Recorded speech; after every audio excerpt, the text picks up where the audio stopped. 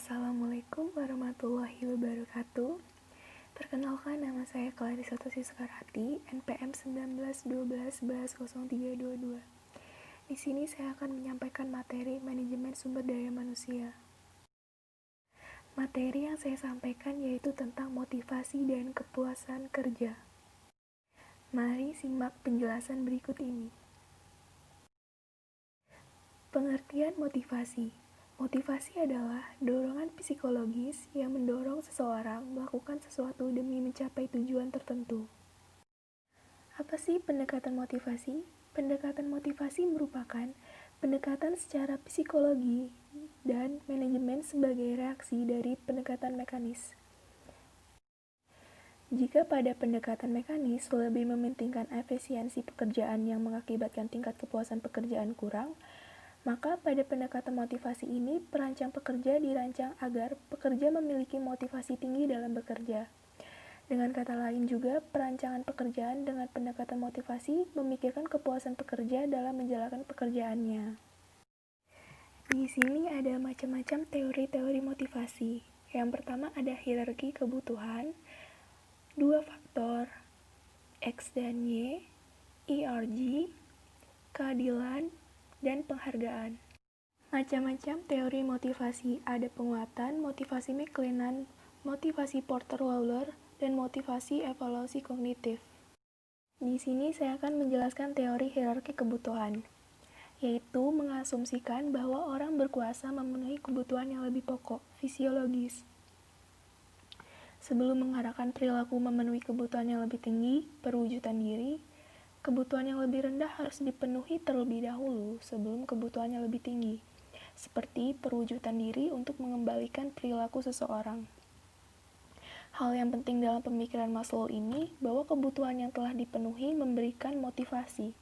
Apabila seseorang memutuskan bahwa ia menerima uang yang cukup untuk pekerjaan dari organisasi tempat ia bekerja, maka uang tidak mempunyai daya intensitasnya lagi.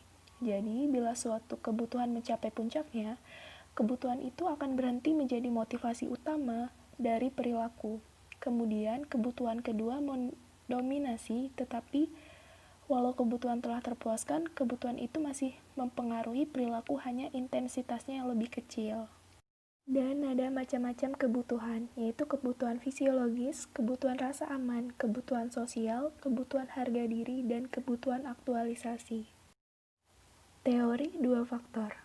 Menurut teori ini, yang dimasuk faktor motivasional adalah hal-hal yang mendorong berprestasi yang sifatnya intrinsik, yang berarti bersumber dalam diri seseorang.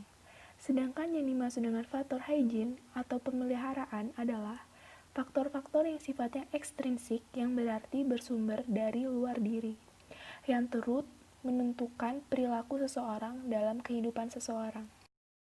Teori X dan teori Y adalah teori motivasi manusia, yang telah digunakan dalam manajemen sumber daya manusia, perilaku organisasi, komunikasi organisasi, dan pengembangan organisasi. Teori ERG. Teori Alderfer dikenal dengan akronim ERG. Akronim ERG dalam teori Alderfer merupakan huruf-huruf pertama dari 3 istilah, yaitu E, existence, kebutuhan akan eksistensi, R, relatedness, kebutuhan untuk berhubungan dengan pihak lain, dan G, growth, kebutuhan akan pertumbuhan. Teori keadilan. Inti teori ini terletak pada pandangan bahwa manusia terdorong untuk menghilangkan kesenjangan antara usaha yang dibuat bagi kepentingan organisasi dengan imbalan yang diterima. Teori pengharapan merupakan salah satu dari teori motivasi. Definisi dari teori pengharapan adalah kekuatan dari kecenderungan untuk bertindak dengan cara tertentu bergantung pada kekuatan pengharapan bahwa tindakan itu akan diikuti oleh output tertentu, dan tergantung pada daya tarik output tersebut bagi individu itu. Dan macam-macam teori pengharapan, harapan hasil prestasi, dan harapan prestasi usaha. Selanjutnya, valensi. Teori penguatan menyatakan bahwa perilaku individu merupakan fungsi dari konsekuensi-konsekuensinya, rangsangan, respon, konsekuensi. Teori ini didasarkan atas semacam hukum pengaruh di mana tingkah laku dengan konsekuensi positif cenderung untuk diulang, sementara tingkah laku dengan konsekuensi negatif cenderung untuk tidak diulang. Teori ini berfokus sepenuhnya pada apa yang terjadi pada seseorang individu ketika ia bertindak. Teori ini adalah alat yang kuat untuk menganalisis mekanisme pengendalian untuk perilaku individu. Dan di dalam teori penguat ini ada stimulus, respon, konsekuensi, respon masa depan. Teori McClellan atau teori kebutuhan berprestasi. Dari McClellan dikenal tentang teori kebutuhan untuk mencapai prestasi atau need for achievement yang menyatakan bahwa motivasi berbeda-beda sesuai dengan kekuatan kebutuhan seseorang akan prestasi. Teori Porter-Lawler adalah teori pengharapan dari motivasi dengan versi orientasi mendatang, dan juga menekankan antisipasi tanggapan-tanggapan atau hasil-hasil para manajer tergantung terutama pada pengharapan di masa yang akan datang dan bukan pengalaman masa lalu. Dan di dalam teori Porter-Lawler ini ada upaya, prestasi kerja, penghargaan, dan kepuasan. Teori evaluasi kognitif adalah teori yang menyatakan bahwa pemberian penghargaan-penghargaan ekstrinsik untuk perilaku yang sebelumnya memuaskan secara intrinsik cenderung mengurangi tingkat motivasi secara keseluruhan. Teori ini memperlihatkan penghargaan-penghargaan ekstrinsik digunakan oleh organisasi-organisasi sebagai imbalan kinerja yang unggul. Penghargaan-penghargaan intrinsik yang berasal dari individu yang mengerjakan tugas yang mereka sukai berkurang. Dengan kata lain, ketika penghargaan-penghargaan ekstrinsik diberikan kepada seseorang karena mengerjakan tugas yang menarik, hal itu justru menurunkan minat intrinsik dalam tugas itu sendiri. Selanjutnya, saya akan menjelaskan pengertian kepuasan kerja. Kepuasan kerja atau kepuasan karyawan adalah ukuran dari tingkat kepuasan pekerja dengan jenis pekerjaan mereka yang berkaitan dengan sifat dari tugas pekerjaannya.